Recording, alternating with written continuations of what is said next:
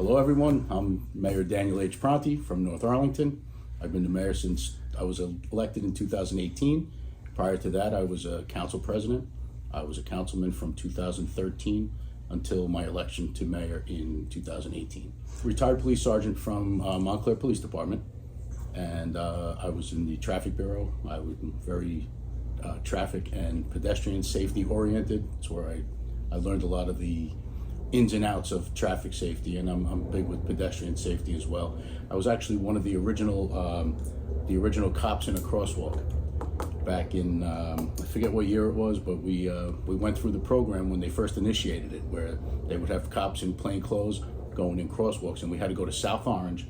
And I remember we were outside a supermarket in South Orange, and we stood there, and we would have to go by a certain distance, so you would give the vehicles a certain opportunity to stop. So we would have cones set up down the street, and they would go out, and you had to wait until the car got to a certain point on the cone, and then you could start walking casually across the street. And when they didn't stop, I mean, obviously we weren't letting ourselves get mauled by a car, but if they didn't stop, you pull back and you let them go, and they were pulled over by patrol car up the street. Well, I'll tell you what it did, and it may be viewed as negative by some people, but what it did was when I set out to do something, I have to complete the assignment. And I say this to a lot of people because when you go from police work to private sector or other things, people tend to leave things unfinished. But my background tells me you better get this thing done.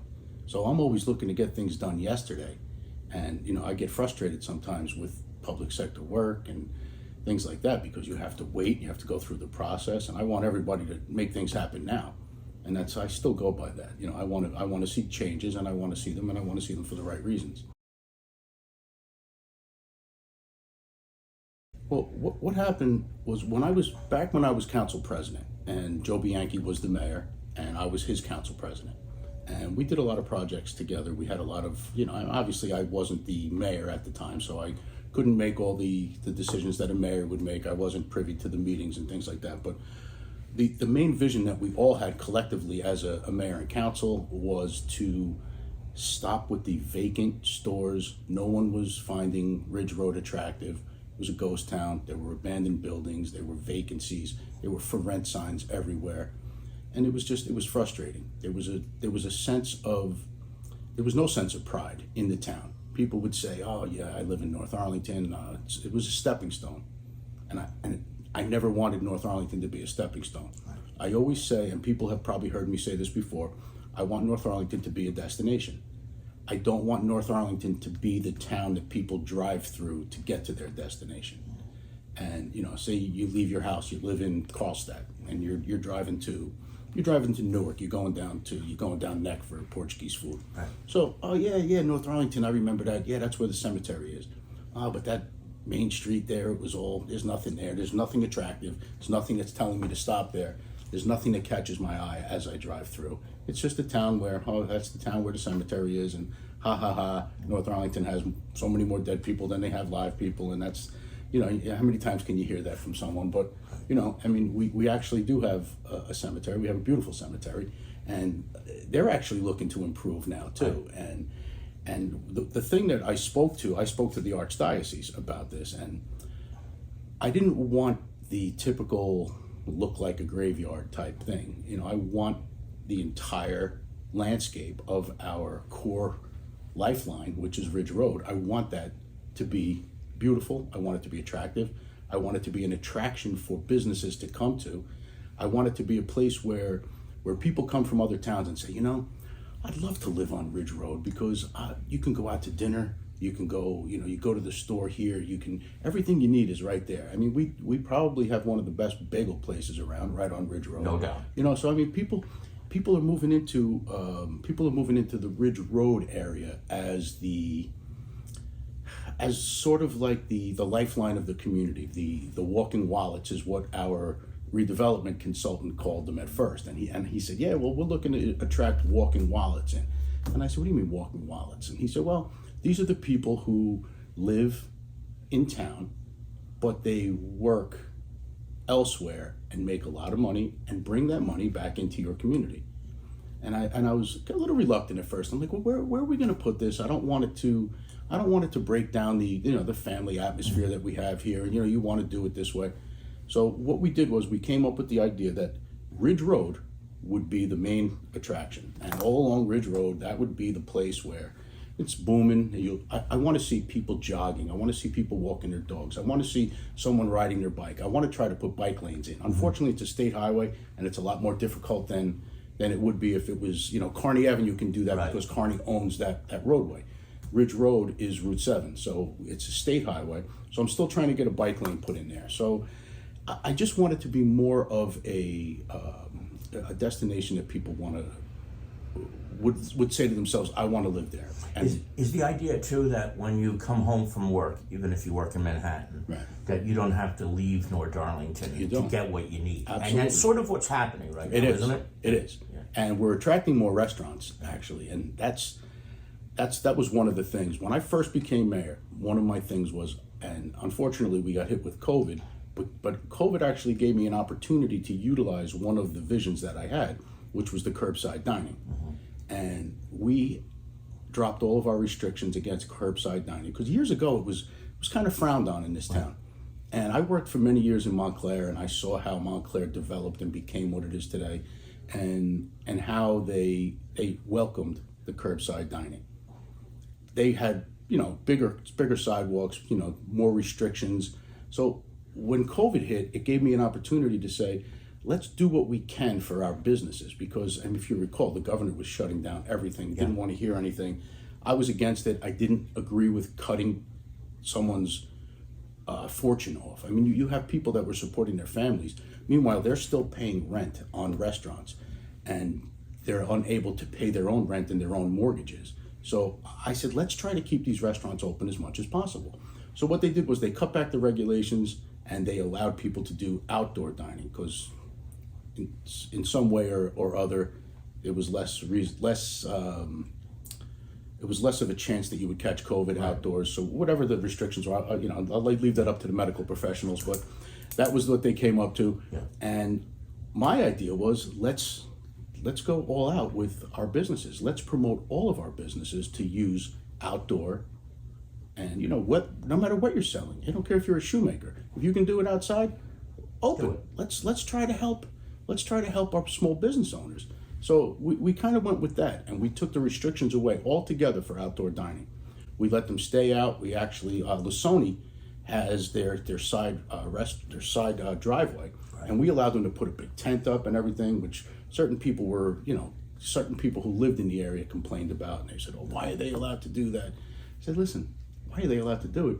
They're one of our longest standing restaurants in town. Right.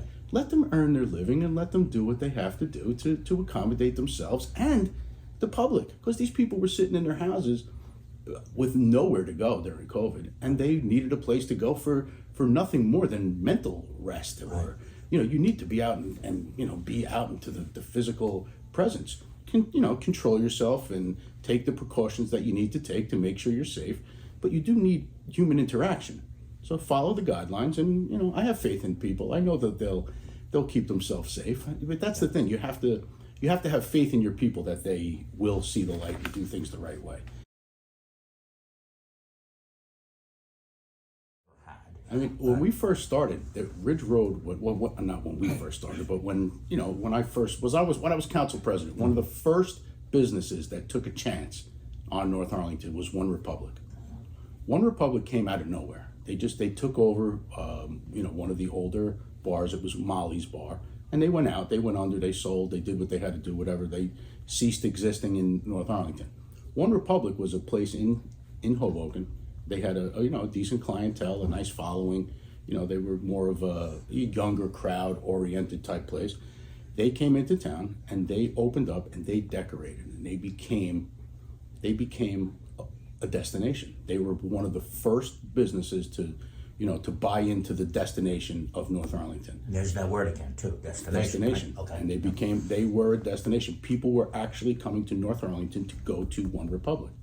Then after that, you started seeing little ones here and there. Jack's Chop Shop opened up.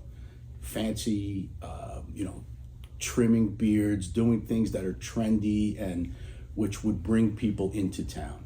They put a bench out front with a big mustache on it. I mean, it was just little things like that. It just started making Ridge Road that much more attractive. Then you started seeing KTB, a coffee shop, opened up. And they opened up a place that used to be called the Tombstone Bar. After that, it was the Copper Mine. And now you look at those two names, the Tombstone Bar and the Copper Mine Tavern. Those are both North Arlington history attached, Right.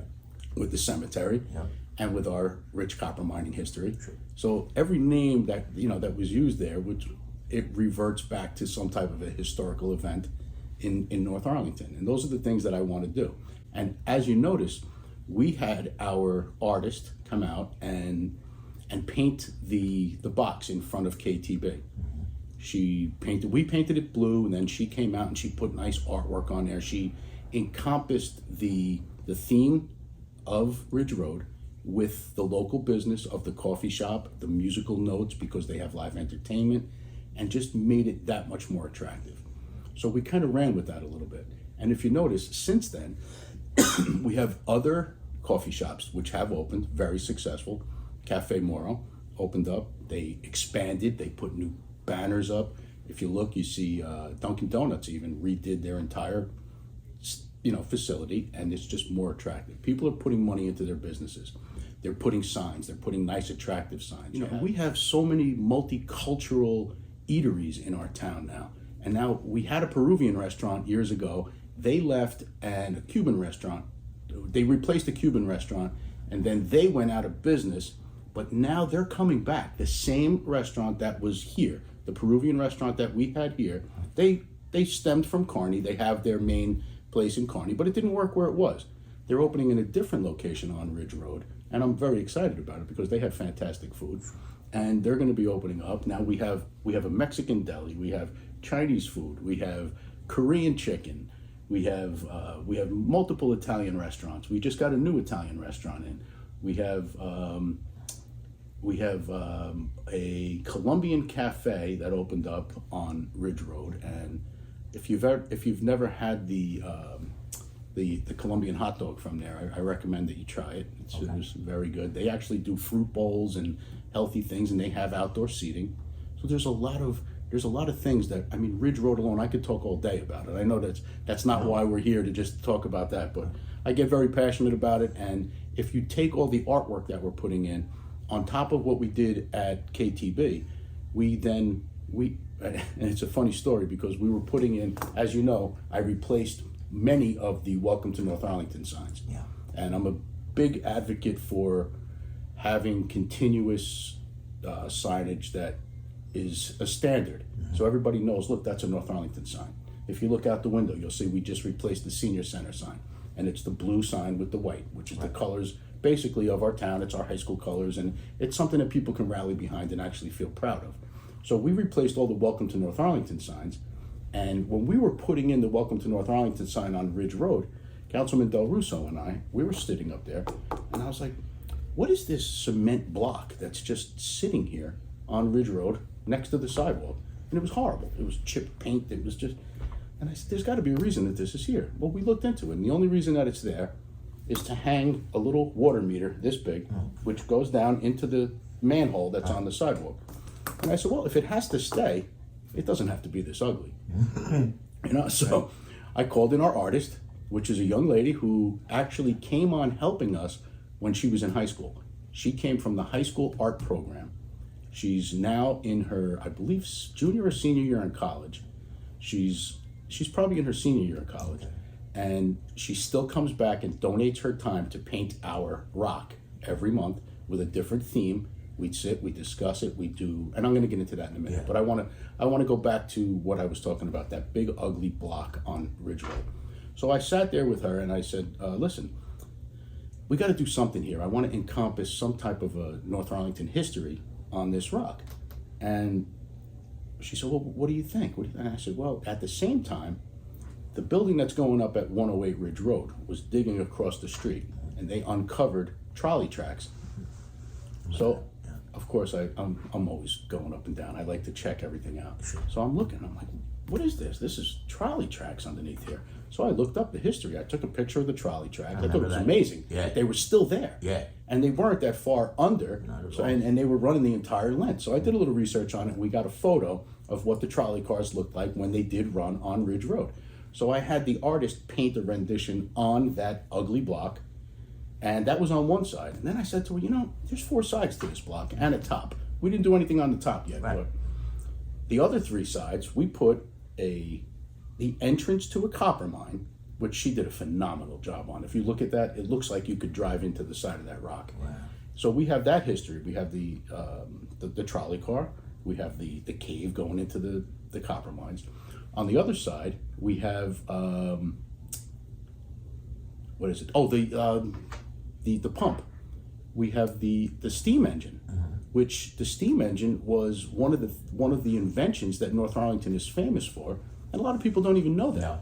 And the reason that it's that famous is because when the copper mines were being dug, they started taking in water. And for people who live in certain areas of town, you know that there's underground streams in a lot of those locations. And you're like, oh, why does this water freeze up in my street, in the wintertime, which is a pain in the neck. So we have to constantly reroute sewer lines and storm drains and everything to try to make sure that these underground streams aren't trickling into the road. And we're actually in the process of still redoing that park, but it's Macaluso Park, and I had a couple of residents reach out to me on Facebook, which I'm very involved on Facebook, yes. And I find that that's one of the ways that I can stay in touch with the community. Some people say, "Oh, you're crazy. You sit on Facebook and you listen to this." If you don't know what's driving the people crazy, and some people just like to complain, and that's fine, because they have a right to complain, as long as they're in moderation. And I listen to it. If you have a complaint, it's got to be a valid complaint. And if you're wrong, I'm going to tell you you're wrong, but I'm going to say it in a nice way. And there are people out there who get mad because they don't like to be told that they're wrong. But if I tell you you're wrong, I'm going to tell you why you're wrong. Right. And I'm not going to do it in a nasty way. I'm just, listen, that's not true. It's because of this. And most people can just walk away and accept that. And the other ones, I can't help them. And that's what you did in the case of Macaluso Park. I did. Right? And I had people who said, "Oh, listen, I bring my kids down to Macaluso Park, and the walkway around the outside, it's a tripping hazard." And to be honest with you, I was not in Macaluso Park. My daughter's 22 years old. The last time I was in Macaluso Park, she was probably about 8. Yeah. And I drove past it. I see the guys working on it, but I have no reason to actually walk through. It's a little playground. So I said, you know what? Let me go down there and check it out. Maybe there's something behind this. So I went down, I got out, I walked it, and I'm like, you're not kidding. The pathway, there's tree roots pushing it up, and I look around, I'm like, oh my God, that's ugly. The wall was all disgusting. So as I do, I walk around, I take pictures of everything. So I took the pictures, I sent them to our borough administrator, I sent them to our DPW superintendent, and I said, listen, what can we do here? We have to do something. I don't want to see kids tripping. I want to make this more of an attractive park. And they were like, well, you let us know what you think and this and that, because they want to hear from us. So I brought it to the council, and I said, I'd like to see some type of a project where we paint this. Well, then we have to wait for this and we have to wait for that. And I'm like, no, we're not waiting for anything. So I asked the people in town, I said, look, who wants to get involved? Who wants to do this? You guys want to do it, I'll help. I'm not afraid to get my hands dirty. No. So get my hands dirty, see? So there you go. You go out there. I actually got my hands dirty. I put my hands in paint and put them on the wall. Yeah. So I said to them, look, let's do something community oriented, something that's going to make the kids proud of this park. And you know what happens? If you get the kids involved in something, they're more willing to go to that park. And then later on, when they become teenagers, sometimes those teenagers disrespect the park. But now these kids have a feeling of acceptance. This is their park. Their hands are on the wall. Right. Exactly. Right. So now, when they get a little older, not to say all kids do bad things, but they make poor decisions sometimes. I've done it. You go back to a park and then you say to yourself, "Why did I do that for?" When you're a kid, you think about it. Kids do silly things. Now I think that they're less likely to do silly things because they're a part of something. And that was the feeling I got with when I created the NA Rocks down on River Road. River Road was a disaster. That's another sequence that I'd like to go over. We had, that's a funny story as well. When I first became the mayor, we had a food critic write an article about Somo's restaurant. And in the article, she did a great review on Somo's. which was Somos was a great Yeah, it stop. was. It's a shame that they didn't pan out, and they're in the process of, selling, and someone else is in the process of purchasing it. But getting back to that story, the food critic said, "Oh, Somos is such a good restaurant. They have this, they have that," and as she was complimenting the restaurant, she was completely bashing North Arlington. Oh, no. Unintentional. Right. Unintentional. So she said, "Oh, I was driving down River Road, which is a dark roadway filled with half-filled a junkyard, a broken down auto body shop, and then she was like, and this is the oasis in the middle of that." And a lot of people got offended looking at it, and they were, and I got offended, to be honest with you. But then I'm thinking to myself, I'm like, how could I be offended if what she's saying isn't all wrong? No, right. So then, you look around and you're like, this is something that someone spent a good deal of money on, this restaurant in the middle of River Road. Why does River Road need to be that ugly? And we have little areas of it that were nice, and that's what I said to her. I responded to her, and I said, in your synopsis of what you drove through, I said, did you bother to point out the good points that you passed? I said, because there are many attractive stops along River Road. I said, there's a lot of successful businesses. There's a lot of people who take pride in ownership, and they take a nice job, and they do nice work with their house, and they keep it nice. And she goes, "Oh, I didn't mean to offend you, and this and that, and I'd love to go back." And and I spoke to her, and I talked to her on the phone, and she was genuine. She apologized for insulting, and I said to her, "Don't apologize."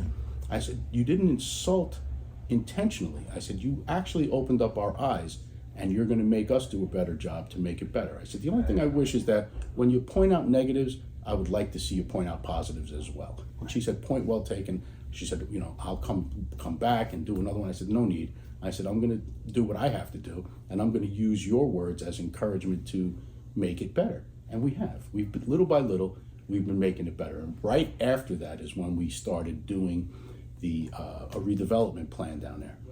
I do want to see a continuous walkway going from the Arlington Diner all the way to County Park along the riverfront. We've put in for grant money to try to get some type of a living coastline put in, which is an environmentally friendly way to keep a riverbank healthy, clean, and good for wildlife, and do things that are much needed for the Passaic River, which is undergoing some type of a cleanup.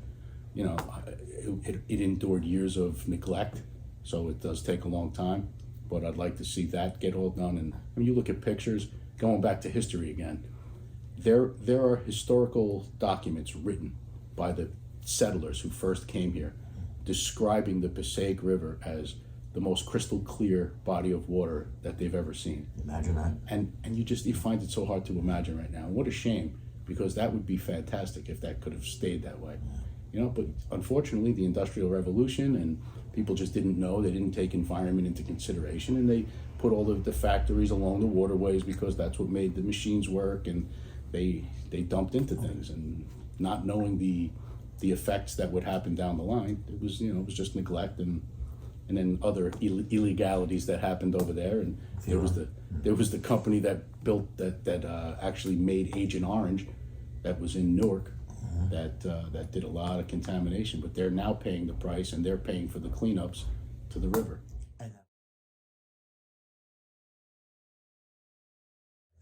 Well, it's not something that happens automatic. It's something that requires a good deal of work, a good deal of research, and the time. You have to put the time in, and you have to think things through. You have to surround yourself with the right people.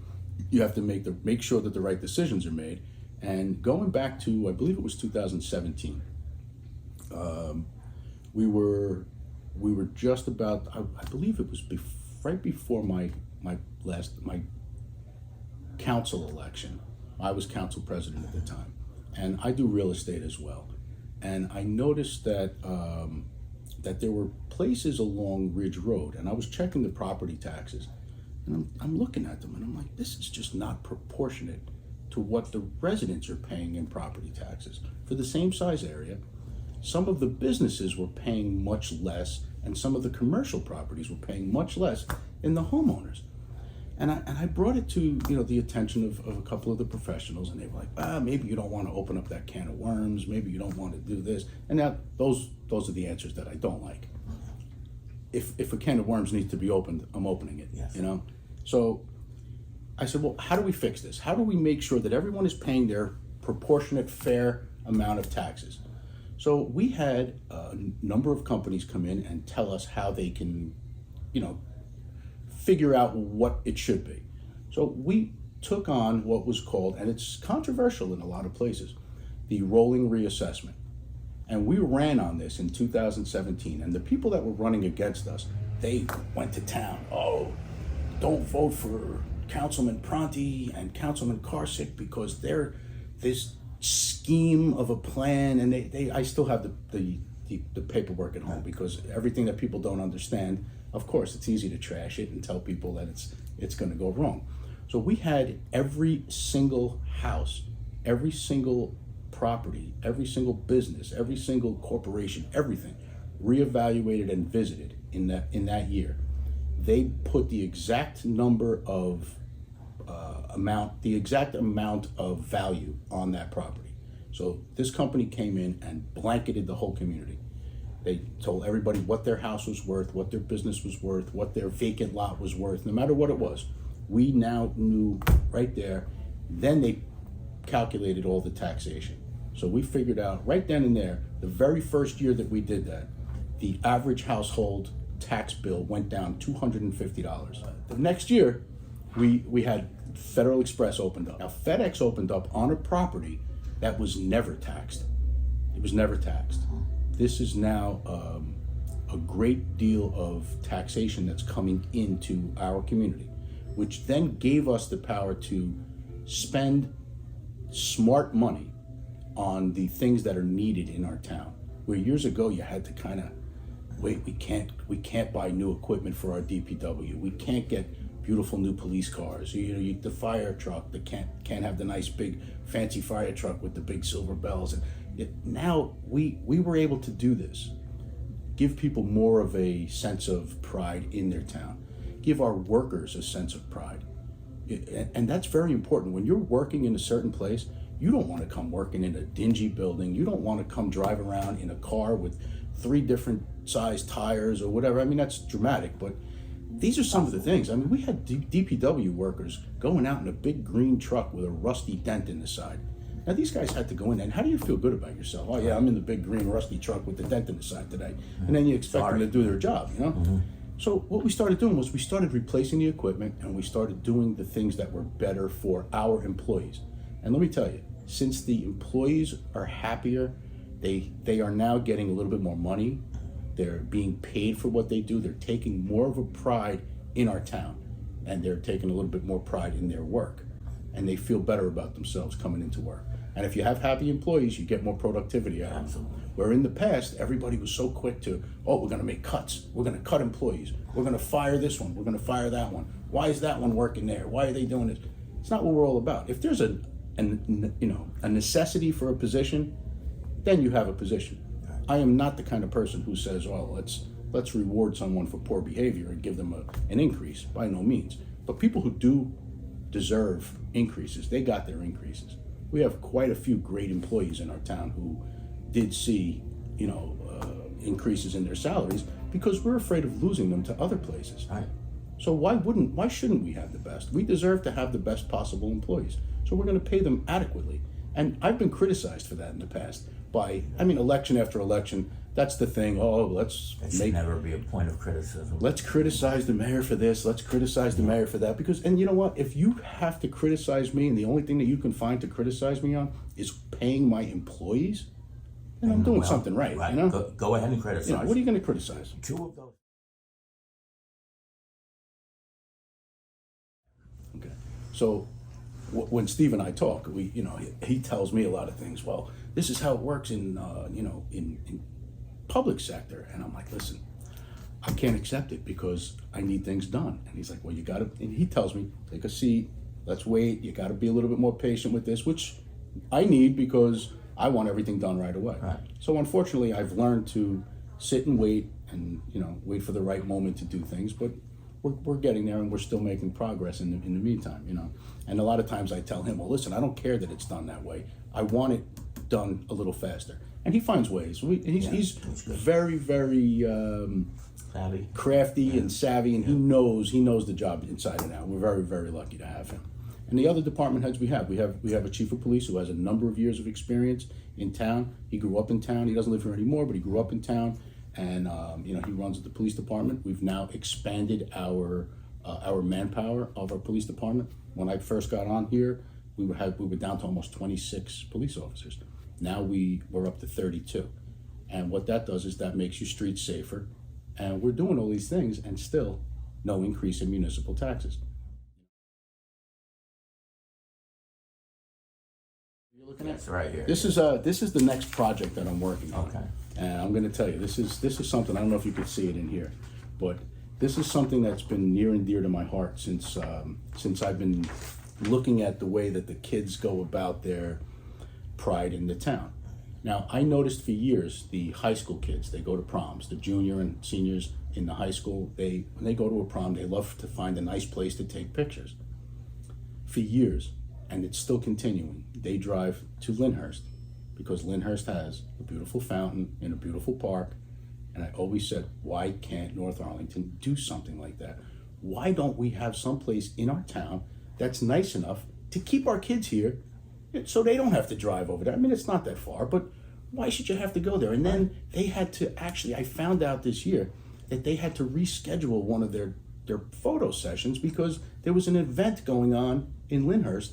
Now these poor kids didn't have a place to go for their photos. I mean, I offered up along River Road, we have our gazebo and we have our rocks there.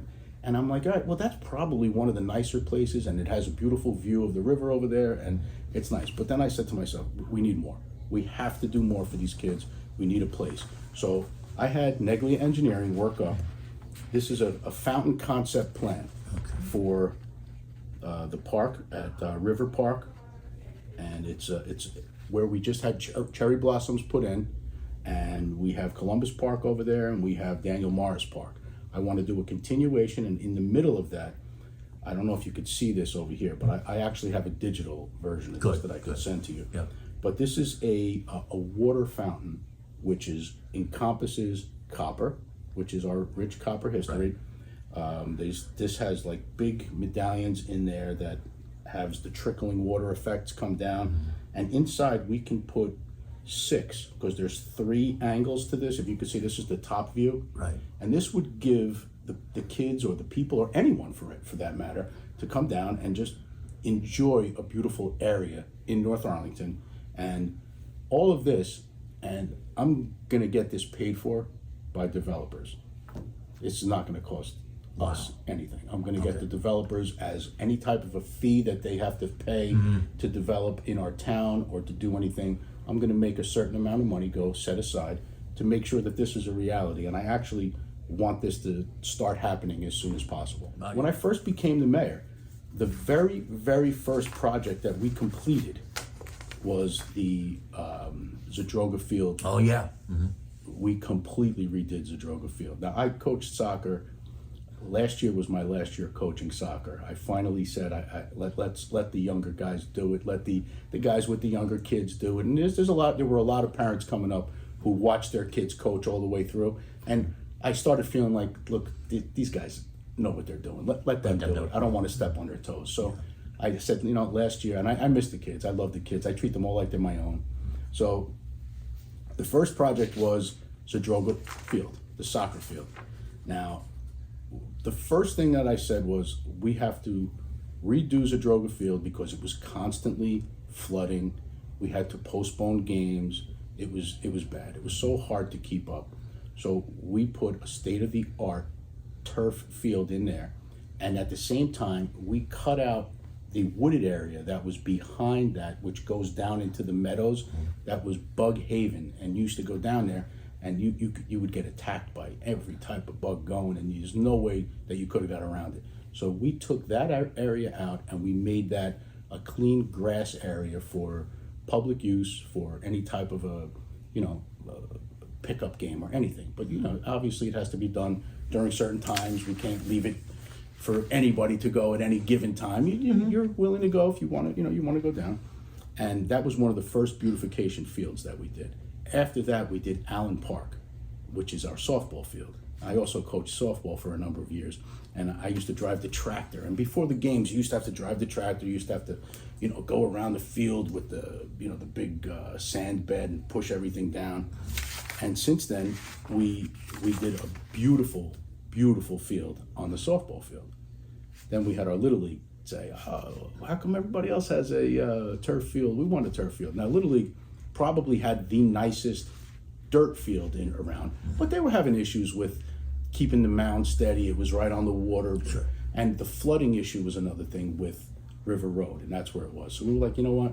Let's do all three of our fields the right way. So we now have three of the nicest sports facilities out of everywhere around. I mean, some of the other towns are catching up because they saw what we did, and now, but I mean, we have, no one can feel any type of slight when other people come to our town to play sports, because the kids have that sense of pride now.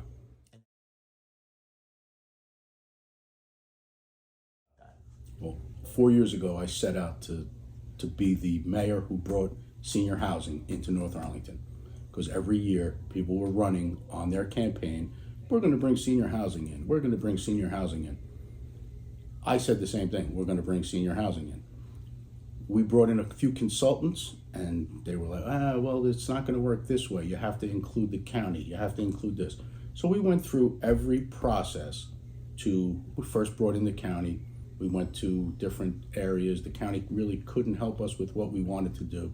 So they wanted to completely cut this project out. And I said, listen, I promised all of our seniors that we're going to do senior housing, and we're going to include our veterans, because the property that we have in mind is a property that's already owned by North Arlington.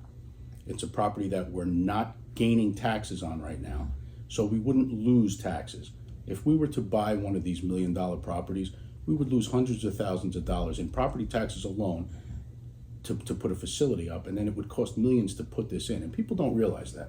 So we're going to do this the smart way, and we're doing it on our own, and we are actually in the process of getting approvals on putting senior housing, which is market rate housing, which would give preference to veterans and senior citizens who are looking for the one-bedroom units, parking. We elevated it out of a flood zone. It's where the current VFW and American Legion is now. And in the concept plan, I said, listen, we have a very proud VFW and a very proud American Legion. So right now they do tributes out front on different holidays and everything. And right now, I mean, it's a decent little area, but I want to make it better, and I want them to have a better place, and a place that, of course, they can be proud of. So my first thing was, we're going to move that property over, and it's at the corner of Belmont and River. And I want to make it where the veterans have their area to do their ceremonies, their Memorial Day and Flag Day, and all the each branch of the service holidays, whatever they want to do, they're going to be more than willing to have it done there. And the concept plan is gaining a lot of steam right now, and by the beginning of next year, we should have something in place where we're going to do that. And I want to have it completely covered.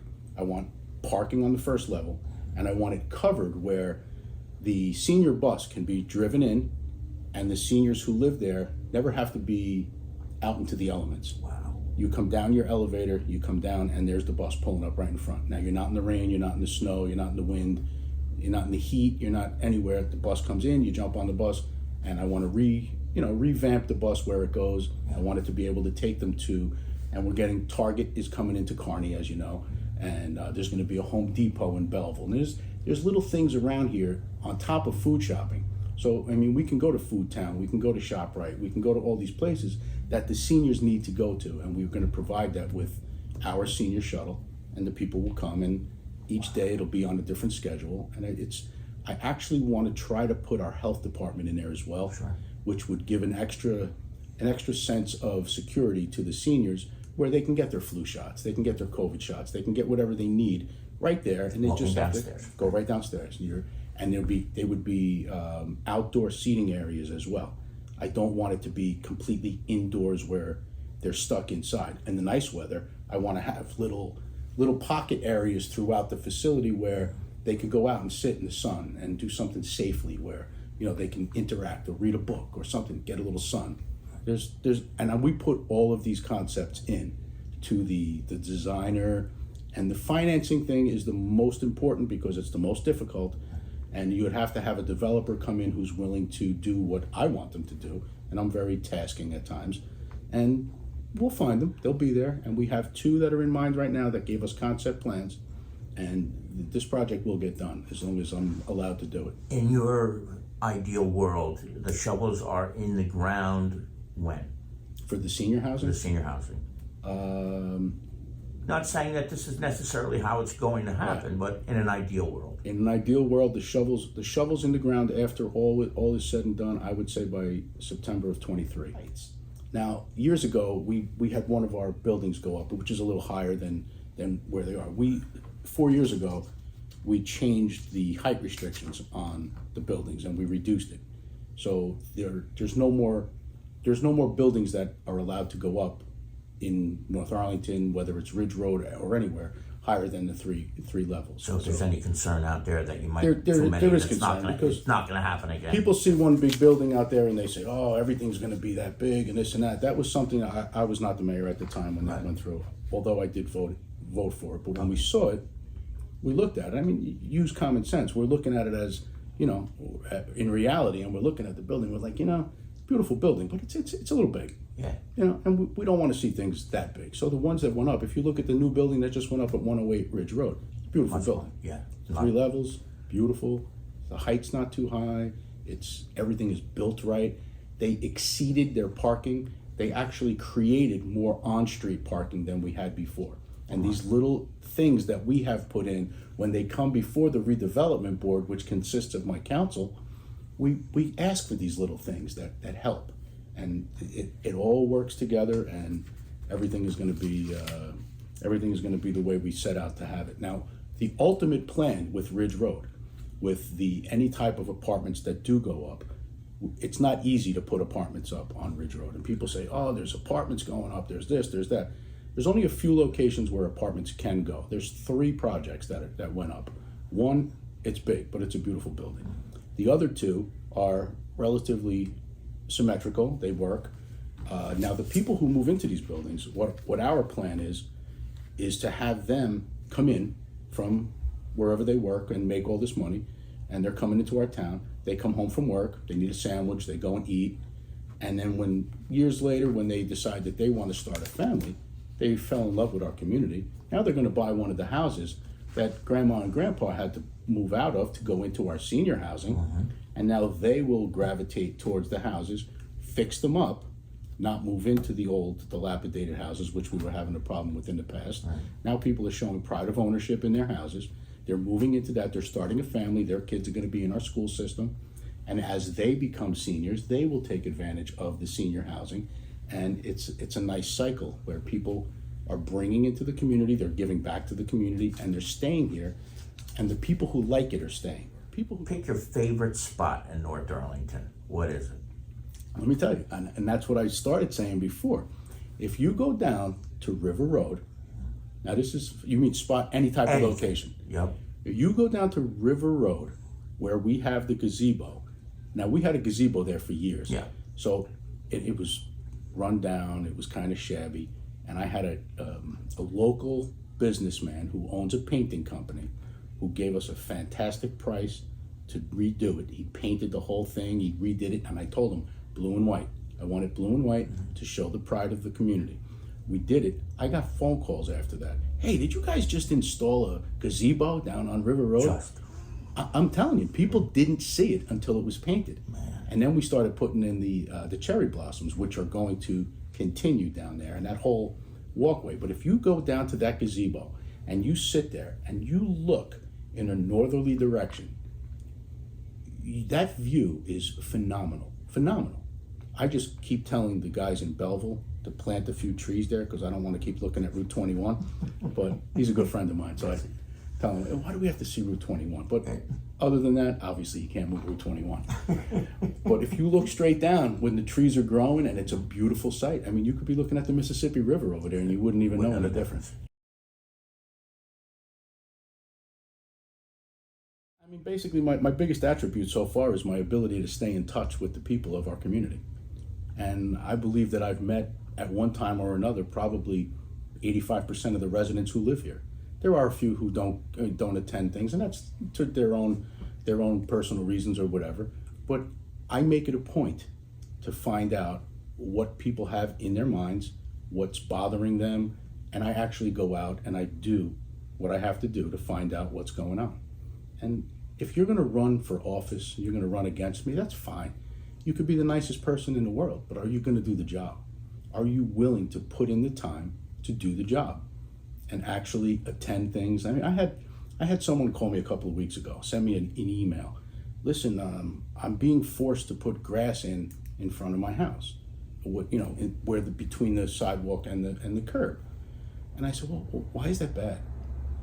And he said, well, we had concrete and it's down the hill, and we said, listen, we're having a lot of problems with flooding and runoff and this and that, and he didn't understand it. So I said, you know what? I said, are you home? He said, yeah. I said, I'm coming over. So I went to his house. He goes, I cannot believe that the mayor just came to my house to deal with this. And I said, listen, I want you to understand why these things are going on. Right. You know what I mean? The people who live across the roadway there, they're getting continual water flowing down their street. I mean, you look at the houses on Rutherford Place, they're getting hit with runoff on storms. I actually had our DPW guys go down in the sewers and find out what the holdup was on the sewage and the runoff. So I went and I explained all of that to this guy, and he was like, I can't. He goes, I'm still dumbfounded that the mayor actually came to my house and explained this. And I do that. I want to go there. I want to find out why you're upset about this. I'm not just going to say, because it has to be done that way, and hit my hammer and say, it's just not what I want to do. You want to explain to people why things have to be done, and you're educating your community at the same time. And right now, I mean, this year, there's someone on the ballot running against me, and I mean, he could be the nicest person in the world. He very, very well could be, but we don't know. We don't know who the person is. We know his name, but we don't know who he is. We don't know anything about him. I've seen him sign on to a few council meetings via Zoom, but he doesn't speak. He doesn't ask me any questions, and I give him the opportunity every single time. I say, listen, is there anyone out there? Anyone want to do this? I mean, I'm more than willing to sit down. He never contacted me or said, listen, I think we should do this differently or whatever. I check his Facebook page. All I see is a couple of pictures. I know a few things about him from the things that he posted on his Facebook page, but he's never reached out. I've never seen him at a community event, nothing like that. I mean, look, he could be very nice. I just don't know what his intentions are. I don't know what his plans are, and that's frightening. It's very frightening to put somebody in a position that you know nothing about, because you don't know what you're getting. You know what you're getting with me, and I'm very honest about it, and you know what you're getting. That's the understatement of the century. Mayor Dan Pronti, thank you so much for this. Oh, thank you. My door's always open whenever you want to come. That goes for everybody else, though. That's true. One at a time, though.